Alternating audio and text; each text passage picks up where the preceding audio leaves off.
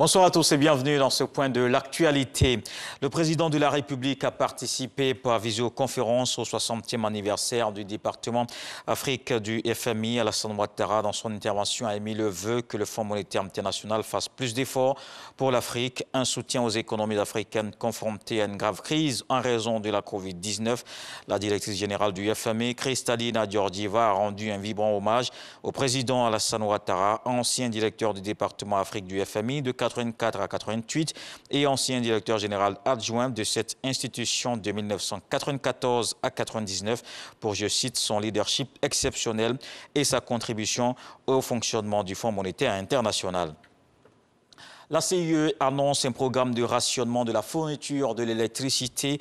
Le directeur général adjoint de la CIE était face à la presse pour expliquer les grands principes de cette décision. Plage horaire, jours et zones concernées par les coupures. Des détails dans ce reportage de Jean-Luc Bambo. 6h à 12h, 12h à 18h. Telles sont les deux plages horaires choisies pour appliquer le programme de rationnement d'électricité annoncé par la compagnie ivoirienne d'électricité CIE. Si un quartier, que ce soit Abidjan comme à l'intérieur, est rationné de 6h à 12h, eh bien, à partir de 12h, ce quartier va avoir l'électricité. Et c'est dans un autre quartier que le rationnement va se faire. N'est pas concerné par ce rationnement la plage horaire entre 18h et 6h du matin. Tout est mis en œuvre pour éviter une interruption d'électricité la nuit.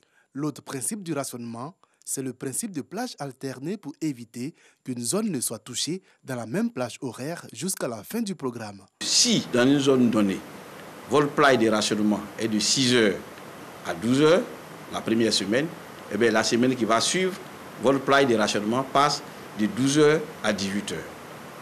Tout ceci pour permettre aux PME et aux professionnels qui sont dans les quartiers de mieux se préparer, puisque pendant la semaine, ils savent exactement quelle est la plage dans laquelle ils seront rationnés. Il faut également noter que les dimanches sont exclus de ce plan de rationnement. Le niveau de consommation globale étant généralement faible le dimanche, le déficit, selon le directeur général adjoint, est amoindri et ne nécessite donc pas que les abonnés soient privés d'électricité. Un site web et un numéro vert seront communiqués ce mardi 11 mai afin de permettre à la population d'avoir des informations spécifiques à leur quartier en temps réel. Les automobilistes en infraction seront identifiés.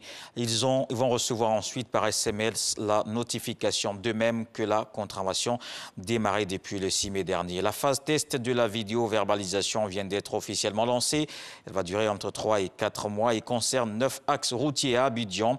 Cette innovation s'inscrit dans le cadre du système de transport intelligent initié par les autorités du secteur, une manière de sensibiliser les automobilistes au respect du code de la route, ce qui permettra de réduire les accidents de la circulation. Dans le reste de l'actualité, c'est son premier déplacement hors du Tchad depuis qu'il a pris la tête du Conseil militaire. Mahamat Idriss Déby Itno est au Niger ce lundi. Il est parti à la rencontre de ses troupes dans le département de Terra, mais il a aussi échangé à son arrivée avec les plus hautes autorités nigériennes. Au même moment, l'armée tchadienne annonce la fin des opérations militaires contre les rebelles du Front pour l'alternance et la concorde au Tchad. Emmanuel Macron a présidé ce lundi à Paris une cérémonie pour la journée nationale des mémoires de la traite, de l'esclavage et de leur abolition. Elle est marquée cette année par les 20 ans de la loi Taubira de 2001, une étape majeure, mais qui reste incomplète dans la réparation de cette page sombre de l'histoire.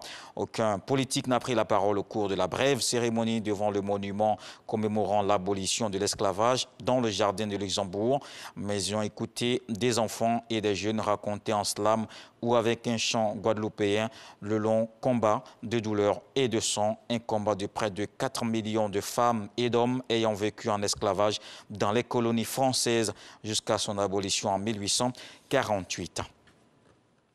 Des slaves de roquettes ont été tirés aujourd'hui lundi depuis la bande de Gaza vers Israël au terme d'une journée de manifestation, une journée de violence à Jérusalem-Est. Près de 300 Palestiniens ont été blessés un peu plus tôt dans la journée. C'était lors de nouveaux affrontements avec des policiers israéliens sur l'esplanade des mosquées après un week-end de violence dans la ville sainte. Premier allié de l'État hébreu, les États-Unis ont appelé responsables israéliens et palestiniens à agir pour mettre un terme à la violence. Voilà pour le flash d'information. Je vous retrouve à 20 h pour le journal.